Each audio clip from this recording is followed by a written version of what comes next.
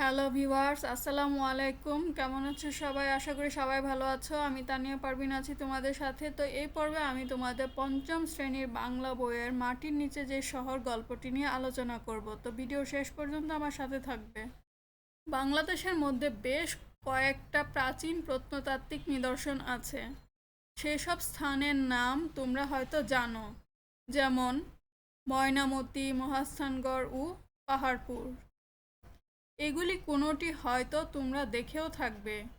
সেগুলো সবই মাটির উপরে, ঢিবির আকারে, তাই সহজে দূর থেকেই দেখা যায়। কিন্তু এদেশে মাটির নিচে রয়েছে এক প্রাচীন নগর সভ্যতা। কুমিল্লার লালমাই আর বরেন্দ্র অঞ্চলের পাহাড়পুর এবং মহাস্থানগড়ের মতো মধুপুর গড়ের অধিকাংশ ভূমির গঠন একই রকম। এ অঞ্চল মধুপুর গড় নামে পরিচিত। মৃত্তিকা বিজ্ঞানীগণ বলেন, এ অঞ্চলের মাটি হাজার হাজার বছরের পুরানো। আজ থেকে বহু বছর আগে আমাদের এই দেশের ভূপৃষ্ঠ ঠিক এই রকম ছিল না। খ্রিস্টপূর্ব 7 থেকে 6 শতকে বর্তমানের গঙ্গা নদীর তীরে সুসভ্য জনমানুষের বসতি ছিল। এখানে ছিল সুন্দর নগরী। এখানকার নরসিংদী দিয়ে বয়ে গেছে পুরাতন ব্রহ্মপুত্র নদ। 1770 সাল পর্যন্ত ব্রহ্মপুত্র নদ ময়মনসিংহ পেরিয়ে নরসিংদী জেলার বেলাবো উপজেলার দক্ষিণ দিক থেকে প্রাচীন সোনারগাঁও নগরের পাশ দিয়ে প্রবাহিত ছিল। এরপর সম্ভবত বড় ভূমিকম্প, বন্যা, প্লাবন বা নদী ভাঙন হয়েছিল কোনো এক সময়ে। ফলে এসব অঞ্চলের ভূপ্রকৃতির বড় রকমের উলটপালট হয়।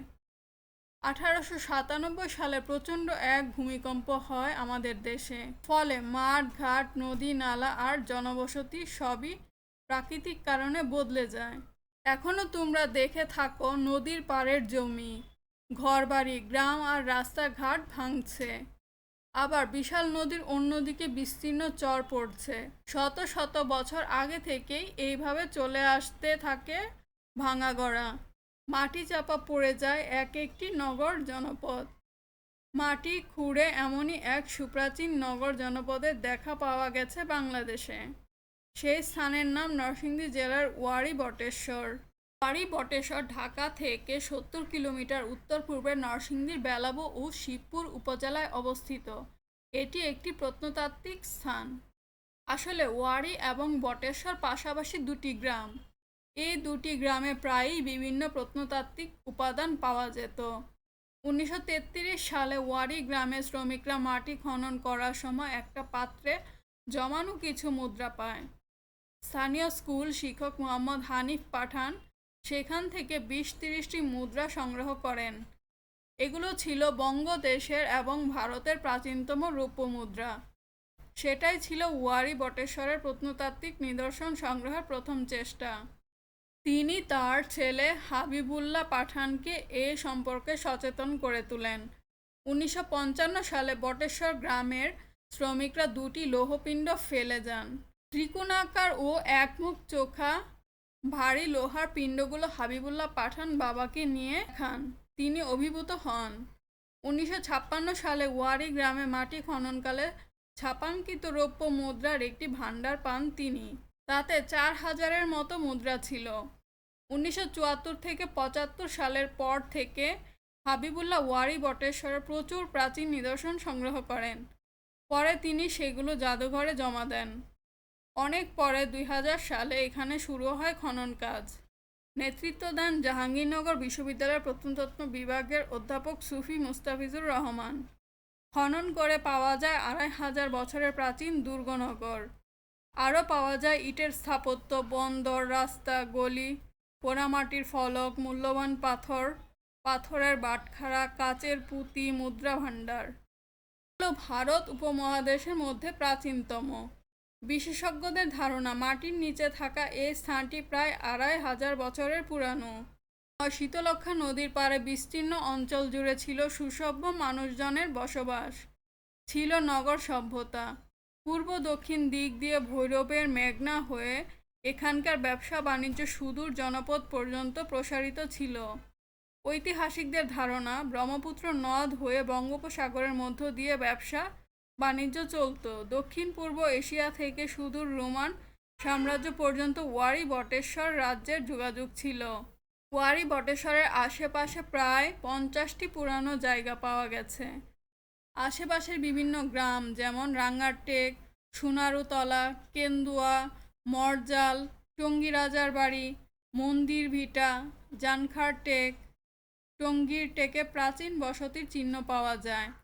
দুর্গ প্রাচীর, ইটের স্থাপত্য, মুদ্রা, গয়না, ধাতব বস্তু, অস্ত্র থেকে শুরু করে জীবন ধারণের যত প্রত্নবস্তু পাওয়া গেছে তা থেকে সহজেই বলা যায় এখানকার মানুষ যথেষ্ট সভ্য ছিল। এই স্থানের বসতি এলাকাটি সম্ভবত রাজ্যের রাজধানী ছিল। অধ্যাপক সুফি মুস্তাফিজুর রহমানের ধারণা এই প্রত্নতত্ত্ব স্থাপত্য অত্যন্ত সমৃদ্ধ আর যথাযথ পরিকল্পনায় গড়া।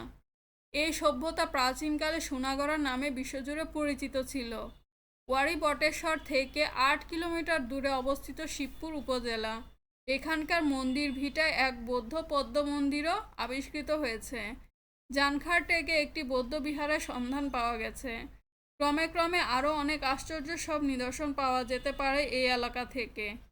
অনুশীলনীর 1 নম্বরে আছে শব্দগুলো পাঠ থেকে খুঁজে বের করি, অর্থ বলি। তো এখানে কতগুলো শব্দ দেওয়া আছে সেগুলো আমরা এখন দেখে নিব। এখানে আছে প্রত্নতাত্ত্বিক। প্রত্যয় শব্দের অর্থ অতি পুরাতন বা প্রাচীন। এই সম্পর্কিত যে তত্ত্ব তাকে বলা হয় প্রত্নতত্ত্ব। তবে প্রাচীনকালের জিনিসপত্র, মুদ্রা, অট্টালিকা ইত্যাদি বিচার করে এবং ইতিহাস খুঁজে যা বের করা হয় বা যেভাবে বের করা হয় তাকে বলে প্রত্নতাত্ত্বিক। উপত্যকা, দুই পাহাড় বা পর্বতের মাঝখানে সমতল ভূমি বা নিচু ভূমি অথবা পাহাড় পর্বতের পাশের ভূমি। জনপদ, যেখানে অনেক মানুষ একসাথে বসবাস করে, লোকালয় বা শহর। খ্রিস্টপূর্ব, যীশু খ্রিস্টের জন্মের পূর্বের বৎসর বোঝাতে বলা হয় খ্রিস্টপূর্ব, আর তার জন্মের পরের বছরগুলোকে বলা হয় খ্রিস্টাব্দ। ঐতিহাসিক, যারা ইতিহাস লেখেন বা ভালো জানেন। ইতিহাসে স্থান লাভের যোগ্য বা ইতিহাস ভিত্তিক হলেও তাকে ঐতিহাসিক বলা হয়। প্রাচীনতম, প্রাচীন হলো পুরাতন বা বহুকাল আগের কিছু। এর মধ্যে সবচেয়ে প্রাচীন হলে তম যোগ করা হয়। অভিভূত, ভাবাবিষ্ট বা আচ্ছন্ন হয়ে পড়া। নিদর্শন, প্রমাণ বা চিহ্ন বা উদাহরণ। 2 নম্বর আছে ঘরের ভিতরের শব্দগুলো খালি জায়গায় বসিয়ে বাক্য তৈরি করি। তো এই ঘরের ভিতর যে শব্দগুলো আছে সেই শব্দগুলো এই খালি জায়গায় বসিয়ে আমরা এখন শূন্যস্থানগুলো পূরণ করে ফেলবো। কতে আছে পাহাড়পুর আমাদের দেশে অতি প্রাচীনতম একটি বিহার। হতে আছে ক্রমে ক্রমে অনেক আশ্চর্য নিদর্শন পাওয়া যাচ্ছে ওয়ারী বটেশ্বরে। গতে আছে ওয়ারী বটেশ্বর বাংলাদেশের ঐতিহাসিক নিদর্শন। ঘতে আছে পাহাড় ও পর্বতের মাঝে সমতল ভূমিকে বলে উপত্যকা। ওতে আছে আমি জাদুঘর দেখে অভিভূত হয়ে গেলাম। 3 নম্বরে আছে প্রশ্নগুলোর উত্তর মুখে বলি ও লিখি। তো এখানে কতগুলো প্রশ্ন দেওয়া আছে, এই প্রশ্নের উত্তরগুলো আমি তোমাদের এখন দেখিয়ে দিব, তোমরা এগুলো সাথে সাথে খাতায় তুলে নিবে। কতে আছে প্রত্নতাত্ত্বিক নিদর্শন বলতে কি বোঝো, বাংলাদেশের প্রত্নতাত্ত্বিক নিদর্শনগুলো সম্পর্কে যা জানো লেখো। উত্তর, প্রাকৃতিক কারণে ভূপ্রকৃতিতে বড় রকমের পরিবর্তন ঘটে। মাঠ, ঘাট, নদী, নালা, জনবসতি প্রাকৃতিক কারণে বদলে যায়। শত শত বছর আগে থেকে এই প্রকৃতির পরিবর্তনে মাটি চাপা পড়ে যায় নগর জনপদ। মাটি খুঁড়ে এসব সুপ্রাচীন নগর জনপদ, মুদ্রা ইত্যাদি পাওয়া যায় এবং এর ইতিহাস খুঁজে বের করা হয়। এগুলোই প্রত্নতাত্ত্বিক নিদর্শন। বাংলাদেশে কয়েকটা প্রত্নতাত্ত্বিক নিদর্শন আছে, যেমন ময়নামতি, মহাস্থানগড়, পাহাড়পুর, ওয়ারী বটেশ্বর। ময়নামতি, ময়নামতি বাংলাদেশের কুমিল্লায় অবস্থিত একটি ঐতিহাসিক স্থান। ময়নামতিতে মাটি খুঁড়ে আবিষ্কৃত হয়েছে প্রাচীন বৌদ্ধ সভ্যতার নিদর্শন। ময়নামতি বিহারে শত শত পোড়ামাটির ফলক পাওয়া যায়। মহাস্থানগড়, বগুড়া শহর থেকে 12 কিলোমিটার উত্তরে করতোয়া নদীর তীরে অবস্থিত মহাস্থানগড়। মহাস্থানগড়ে পাওয়া গেছে অনেক পোড়ামাটির ফলক, পাত্র, অলঙ্কার ও মূর্তি। পাহাড়পুর, নওগাঁ জেলার পাহাড়পুরে অবস্থিত প্রাচীন বৌদ্ধ সভ্যতার নিদর্শন। বৌদ্ধ বিহার, এটির আরেক নাম সোমপুর বিহার। এখানে প্রাচীন ঐতিহ্যের অনেক সুন্দর সুন্দর টেরাকোটা রয়েছে। ওয়ারী বটেশ্বর ঢাকা থেকে 70 কিলোমিটার উত্তর পূর্ব দিকে নরসিংদী জেলায় অবস্থিত। এখানকার মাটি খুঁড়ে প্রাচীন সভ্যতার নিদর্শন পাওয়া গেছে। ওয়ারী বটেশ্বর আসলে একটি প্রত্নতাত্ত্বিক নিদর্শন। খতে আছে ওয়ারী বটেশ্বরের প্রত্নতাত্ত্বিক নিদর্শন কিভাবে মানুষের নজরে এলো। উত্তর, 1933 সালে ওয়ারী গ্রামের শ্রমিকরা মাটি খনন করার সময় একটা পাত্রে জমানো কিছু মুদ্রা পান। স্থানীয় শিক্ষক মোহাম্মদ হানিফ পাঠান সেখান থেকে কিছু মুদ্রা সংগ্রহ করেন। 1955 সালে ওয়ারী গ্রামে মাটি খননকালে ছাপাঙ্কিত রৌপ্য মুদ্রার একটি ভাণ্ডার পাওয়া যায়। 1974 থেকে 75 সালের পর থেকে হাবিবুল্লাহ ওয়ারী বটেশ্বর থেকে প্রচুর প্রাচীন নিদর্শন সংগ্রহ করেন। এভাবে একে একে বহু প্রত্নতাত্ত্বিক নিদর্শন পাওয়ার ফলে ওয়ারী বটেশ্বরের প্রত্নতাত্ত্বিক নিদর্শন মানুষের নজরে এলো। তাতে আছে ওয়ারী বটেশ্বর এলাকাটি বাংলাদেশের কোন অঞ্চলে অবস্থিত। এই এলাকাটি প্রত্নতাত্ত্বিক অঞ্চলে পরিণত হওয়ার পিছনে কী কারণ তা লেখো। উত্তর, ওয়ারী বটেশ্বর এলাকাটি বাংলাদেশের ঢাকা থেকে 70 কিলোমিটার উত্তর পূর্বে নরসিংদীর বেলাব ও শিবপুর উপজেলায় অবস্থিত। সম্ভবত বড় ভূমিকম্প, বন্যা, প্লাবন বা নদী ভাঙন হওয়ায় ভূপ্রকৃতির বড় রকমের উলটপালট হয়। 1897 সালে প্রচণ্ড এক ভূমিকম্প হয়। শত শত বছর আগে থেকে এইভাবে প্রাকৃতিক পরিবর্তনের কারণে মাটি চাপা পড়ে নগর জনপদ। বাংলাদেশের ওয়ারী বটেশ্বর মাটি খুঁড়ে এমনই সুপ্রাচীন একটি নগর জনপদ পাওয়া যায়। এ কারণে এলাকাটি প্রত্নতাত্ত্বিক অঞ্চলে পরিণত হয়। ঘতে আছে ব্রহ্মপুত্র নদ আগে কোথা দিয়ে প্রবাহিত হতো আর এখন কোথায়। উত্তর, ব্রহ্মপুত্র নদ বাংলাদেশের প্রাচীনতম নদ। এ নদ আগে ময়মনসিংহ শহরের উপর দিয়ে বয়ে এসে নরসিংদীর বেলাবো উপজেলার কাছে দক্ষিণ দিকে গিয়ে প্রাচীন সোনারগাঁও নগরের পাশ দিয়ে প্রবাহিত হতো। সম্ভবত 1897 সালের ভূমিকম্পে এই নদের উলটপালট ঘটে, ফলে এ নদও প্রবাহ পথ বদলায়। বর্তমানে দেশের উত্তর দক্ষিণ অভিমুখে প্রবাহিত এই ব্রহ্মপুত্র নদটি রাজবাড়ী জেলার গোয়ালন্দ ঘাটে গঙ্গার সঙ্গে মিলিত হয়েছে। ওতে আছে কোন কোন নিদর্শন থেকে ওয়ারী বটেশ্বরের সময়কাল জানা যায়। উত্তর, 1933 সালে ওয়ারী গ্রামে একটা পাত্রে কিছু মুদ্রা পাওয়া যায়। এরপর 1955 সালে বটেশ্বরে পাওয়া যায় দুটি লৌহপিণ্ড। 1956 সালে ওয়ারীতে একটি ভাণ্ডারে ছাপাঙ্কিত রৌপ্য মুদ্রা পাওয়া যায়। গবেষকরা এইসব জিনিস নিয়ে গবেষণা করে ওয়ারী বটেশ্বরের সময়কাল জানেন। চতে আছে ওয়ারী বটেশ্বর এলাকাটি সম্পর্কে ঐতিহাসিকগণ যা ধারণা করেছে তা বর্ণনা করো। উত্তর, ঐতিহাসিকগণের ধারণা ওয়ারী বটেশ্বর এলাকাটিতে ব্রহ্মপুত্র নদ হয়ে বঙ্গোপসাগরের মধ্য দিয়ে ব্যবসা বাণিজ্য চলত। দক্ষিণ পূর্ব এশিয়া থেকে সুদূর রোমান সাম্রাজ্য পর্যন্ত ওয়ারী বটেশ্বর রাজ্যের যোগাযোগ ছিল। অধ্যাপক সুফি মোস্তাফিজুর রহমানের ধারণা এই প্রত্নতত্ত্ব স্থাপত্য অত্যন্ত সমৃদ্ধশালী আর যথাযথ পরিকল্পনায় গড়া। বিশেষজ্ঞদের ধারণা মাটির নিচে থাকা এই স্থানটি প্রায় 2500 বছরের পুরানো। 4 নম্বর আছে বিশেষভাবে লক্ষ্য করি। ছাপাঙ্কিত। ছাপ হলো দাগ বা চিহ্ন দেওয়া, কোনো কিছুর উপর ছাপ দিয়ে অঙ্কন করা। বাংলাদেশের মুদ্রার উপর শাপলা ফুল ছাপাঙ্কিত আছে। এখানে দুটি শব্দ ছাপ যোগ অঙ্কিত মিলে হয়েছে ছাপাঙ্কিত। এরকম দুই শব্দের মিলন হলে তাকে বলে সন্ধি, যেমন নীল যোগ আকাশ, নীলাকাশ। 5 নম্বর আছে ঠিক উত্তরটিতে টিক চিহ্ন দেই। কতে আছে ওয়ারী বটেশ্বরের প্রচুর প্রাচীন নিদর্শন সংগ্রহ করে জাদুঘরে কে জমা দেন। উত্তর হবে হাবিবুল্লাহ পাঠান। খতে আছে একটি বৌদ্ধবিহারের সন্ধান পাওয়া গেছে। উত্তর হবে 2 নম্বর জানখারটেকে। গতে আছে কোন নদী পাড়ের বিস্তীর্ণ অঞ্চল জুড়ে ছিল সুসভ্য মানুষজনের বসবাস। উত্তর হবে শীতলক্ষ্যা। ঘতে আছে ব্রহ্মপুত্র নদ বয়ে গেছে কোন অঞ্চলের পাশ দিয়ে। উত্তর হবে নরসিংদী। ওতে আছে এ সভ্যতা প্রাচীনকালে কি নামে বিশ্বজুড়ে পরিচিত ছিল। উত্তর হবে সোনাগড়া। 6 নম্বরে আছে কর্ম অনুশীলন। বাংলাদেশের একটি ঐতিহাসিক স্থান সম্পর্কে রচনা লিখি। তো চলো এখন আমরা বাংলাদেশের ঐতিহাসিক একটি স্থান সম্পর্কে রচনা লিখে ফেলি।